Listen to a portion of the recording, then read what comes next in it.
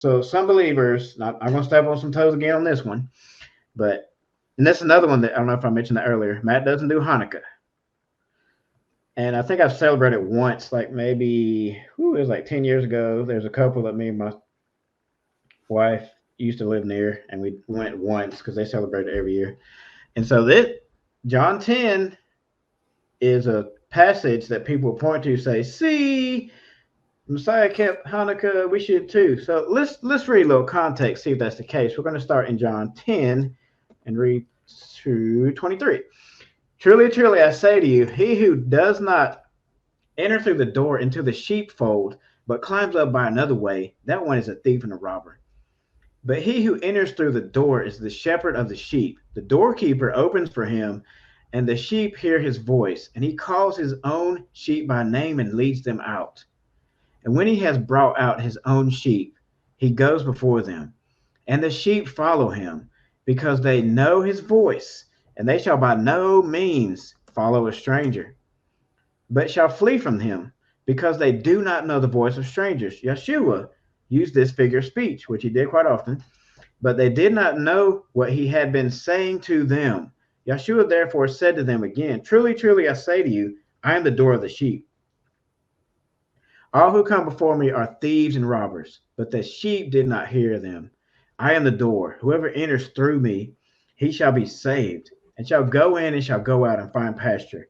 The thief does not come except to steal, slaughter, or kill, and destroy. I have come that they might possess life, that they might go back, possess it beyond measure. Continue on. I am the good shepherd. The good shepherd lays down his life for the sheep, but the hireling, and not being a shepherd, one who does not own the sheep, sees the wolf coming and leaves the sheep and flees, and the wolf snatches the sheep and scatters them. Now the hireling flees because he is a hireling and is not concerned about the sheep. I am the good shepherd, and I know mine. Mine know me, even as the Father knows me, and I know the Father. And I lay down my life for the sheep. And other sheep I have, which are not of this fold. I have to bring them as well, and they shall hear my voice, and there shall be one flock, one shepherd. Because of this, the Father loves me, because I lay down my life in order to receive it again. No one takes it from me, but I lay it down of myself. I have authority to lay it down, and I have authority to receive it again. This command I have received from my Father. Again, there came a division among the Jews because of these words, and many of them said, he has a demon and is mad. Why do you listen to him? Others said, these are not the words of one possessed by a demon. Is a demon able to open the eyes of the blind? At that at that time, the Hanukkah came to be in Jerusalem, and it was winter. Yeshua was walking in the set apart place in the porch of Solomon. I mean, I just got to ask, how does this prove Yeshua kept Hanukkah? Because I don't see it. Somebody can correct me if I'm wrong, but I don't understand it. Yeah, it sounds What like do the you think, Josh? people that were keeping it at that time were the ones that didn't like the Messiah. I mean, that's my opinion. But what you said at verse 1 in chapter 10, it says, most assuredly I say to you, he who does not enter the sheepfold by the door, but climbs up some other way, the same as a thief and a robber.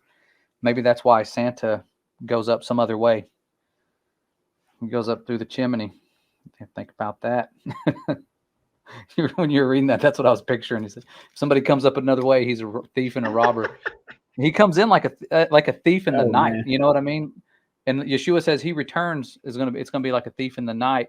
And then you've got this dude who, when he comes to your house, it's like a thief in the night. Your kids are not going to know it's coming. It's going to happen. You're going to be asleep. You know, like it's one of those things where they've made him so much, they've deified this St. Nicholas dude. And that's but that's what I thought of when you were reading that verse. I was like, wow, here we have this guy who's going up some other way. Parallels Oh, are man. insane.